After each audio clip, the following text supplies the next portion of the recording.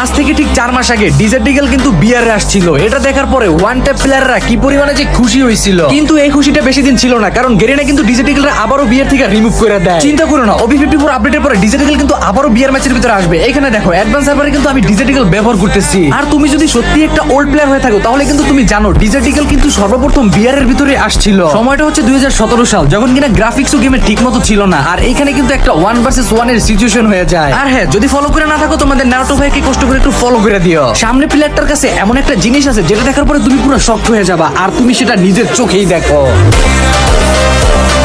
আজ থেকে ঠিক 4 মাস আগে ডিজেডিগেল কিন্তু বিয়ারে আসছিল। এটা দেখার পরে ওয়ান ট্যাপ প্লেয়াররা কি পরিমাণে যে খুশি হয়েছিল, কিন্তু এই খুশিটা বেশি দিন ছিল না, কারণ গেরিনা কিন্তু ডিজেডিগেলরা আবারও বিয়ার থেকে রিমুভ করে দেয়। চিন্তা করো না, OB54 আপডেটের পরে ডিজেডিগেল কিন্তু আবারও বিয়ার ম্যাচের ভিতরে আসবে। এখানে দেখো অ্যাডভান্স সার্ভারে কিন্তু আমি ডিজেডিগেল ব্যবহার করতেছি। আর তুমি যদি সত্যি একটা ওল্ড প্লেয়ার হয়ে থাকো তাহলে কিন্তু তুমি জানো ডিজেডিগেল কিন্তু সর্বপ্রথম বিয়ারের ভিতরে আসছিল। সময়টা হচ্ছে 2017 সাল, যখন কিনা গ্রাফিক্সও গেমে ঠিক মতো ছিল না। আর এখানে কিন্তু একটা 1 ভার্সেস 1 এর সিচুয়েশন হয়ে যায়। আর হ্যাঁ, যদি ফলো করে না থাকো তোমাদের নারুটো ভাইকে কষ্ট করে একটু ফলো করে দিও। সামনে প্লেয়ারটার কাছে এমন একটা জিনিস আছে যেটা দেখার পরে তুমি পুরো শক্ট হয়ে যাবা, আর তুমি সেটা নিজের চোখেই দেখো।